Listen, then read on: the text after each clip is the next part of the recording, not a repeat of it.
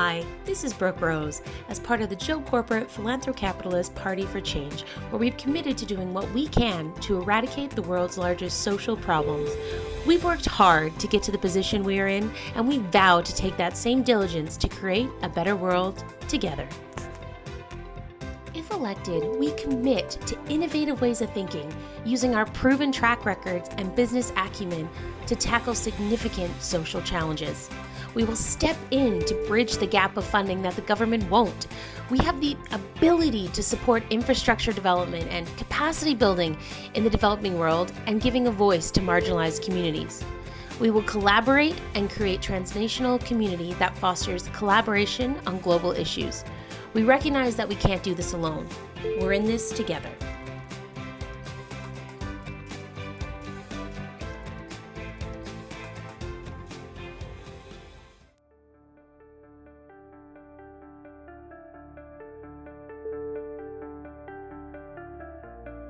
Now, Debbie Do-Gooder and their alleged altruistic army will have you believe that our motives are impure, driven by erroneous and unfounded accusations. But allow me to take this opportunity to educate you on their gross inaccuracies. They are only doing it for the tax benefits. False. Most philanthropists are in favor of higher taxes. Mark Zuckerberg purposely registered his foundation as a limited liability company and are not seeking tax-exempt status. And I quote, "By using an LLC instead of a traditional foundation, we receive no tax benefit from transferring our shares to the Chan Zuckerberg Initiative, but we gain flexibility to execute our mission more effectively.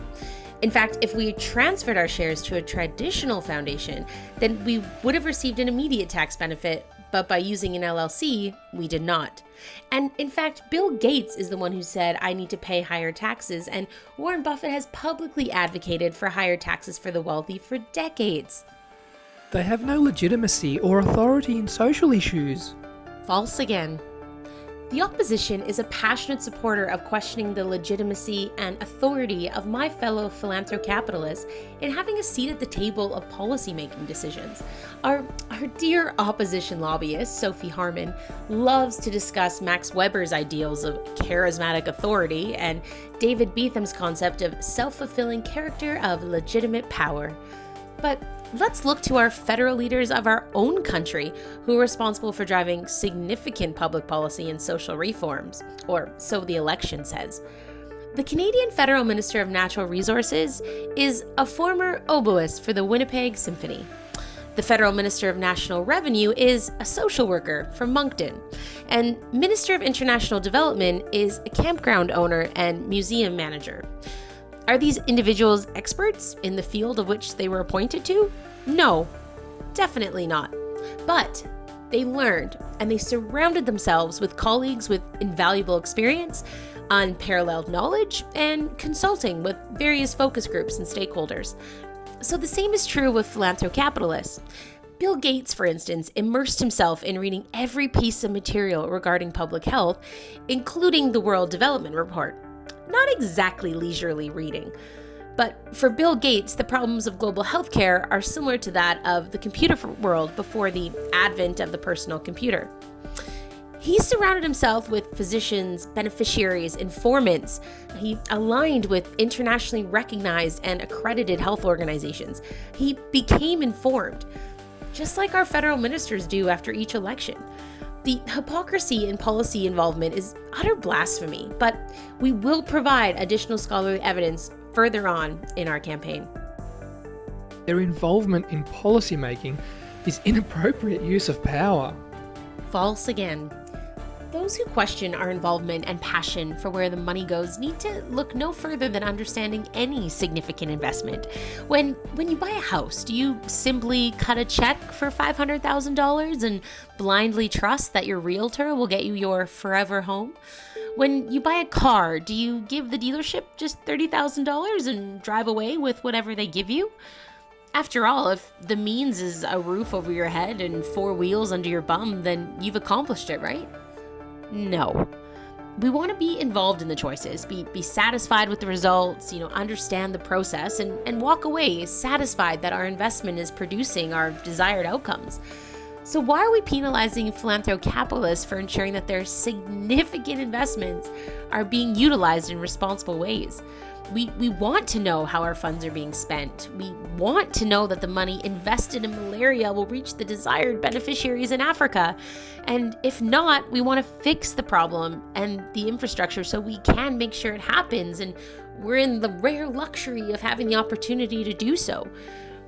Please just do not mistake that our diligence and our social ambition for genuine and significant social change is actually just disguised politicking and agenda setting. We have the opportunity to make an impact, and we're able to see things through that most actually wouldn't.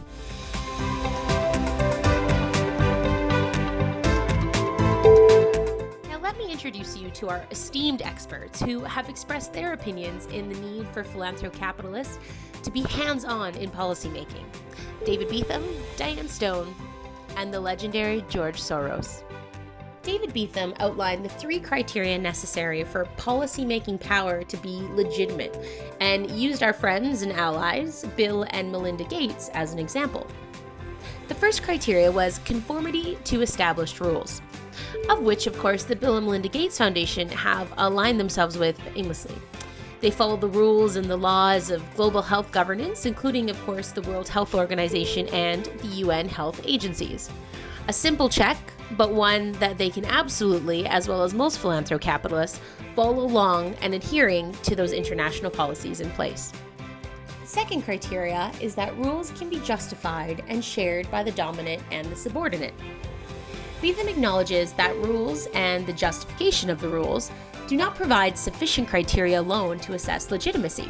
For a rule to be legitimate, there also needs to be indication of consent. And before we touch on to consent, I would be remiss to not touch on the critique of the second criteria. Critics claim the inability to measure this criteria, coupled with the lack of public disobedience, is concerning. But let me ask you, should we assume that philanthrocapitalism policymaking is unsuccessful because the beneficiaries are too happy and not publicly contesting? Would we apply the same logic to a fine dining establishment, that because no one is complaining loudly to a manager that the restaurant must be failing? We must push back on these ideals and understand and weigh up the difference between public disobedience and, perhaps, satisfied beneficiaries. Beetham's third criteria is evidence of consent, which is comprised of 2 parts: acceptance of financial support and partnership. This has been evidenced by the pluralist community of which the Bill and Melinda Gates Foundation supports, which is overwhelmingly demonstrative of implied consent, given the countless beneficiaries that have accepted financial support, as well as the strong allies that they have partners with, both national and internationally alike. So according to Beetham, the Bill and Melinda Gates Foundation meets the final criteria in spades. They prove to be the archetype that philanthrocapitalisms can be a legitimate source of power, as outlined by David Beetham himself. Now on to our expert, Diane Stone. She reminds us that non-state actors represent a new logic of governmentality, and that ideas can have power of persuasion, but they need institutions and interests behind them. We can, and we don't, assume that philanthrocapitalists can change the world. It requires careful, curated collaboration with government and institutions alike. Furthermore, authority is not handed out for free. The authority and legitimacy for non-state public action in global affairs is not naturally given, but cultivated. Our party, esteemed, successful, driven philanthrocapitalists, are not evil women and men in suits, as the opposition would have you believe. We have emotional intelligence and understand how to build relationships and engage stakeholders. We will continue to channel these strengths when elected to forge critical relationships using our proven management practices and intellectual activities.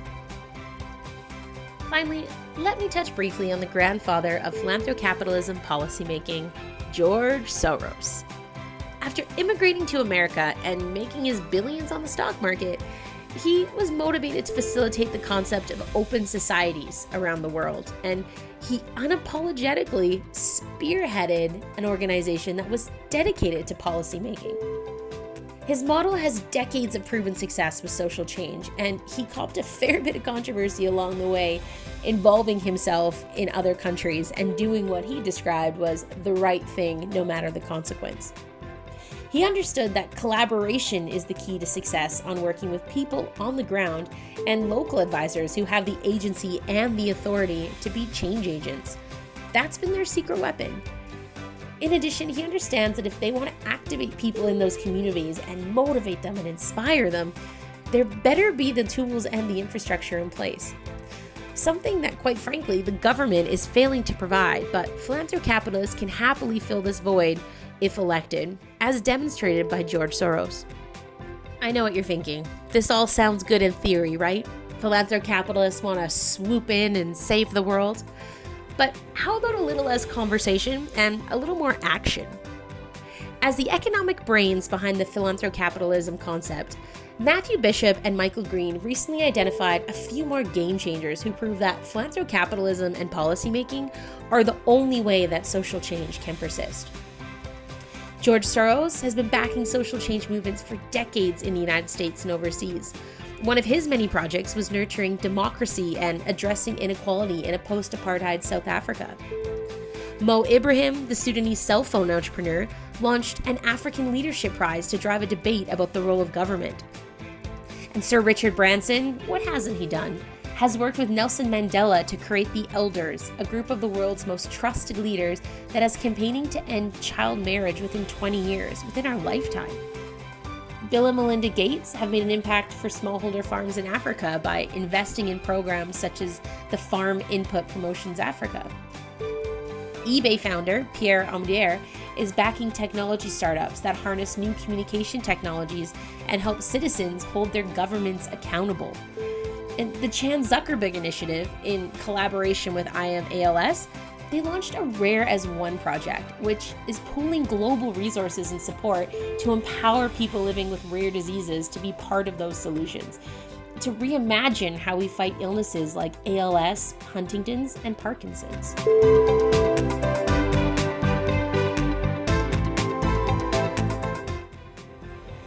I'll level with you. Sitting as a poor student, perhaps struggling with student debt, not even able to fathom the amount of money that some of these philanthrocapitalisms have in their back pockets. But I urge you to look past those biases and put your faith in the fact that philanthrocapitalism has a proven track record with policy change. You need to use your voice this election.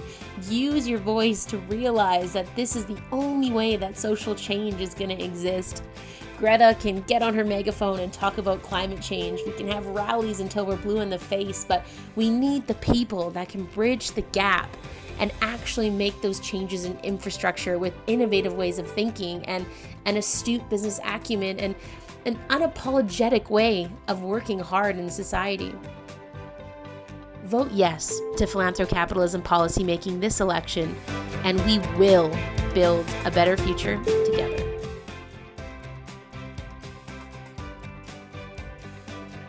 J Corporate acknowledges the following consultants and resources for their contributions and information. This ad is approved by J Corporate and paid for by the Philanthrocapitalists for Policy Change Association. All rights protected, trademarked and patented by Harvey Specter of Zane Specter Lit 2019.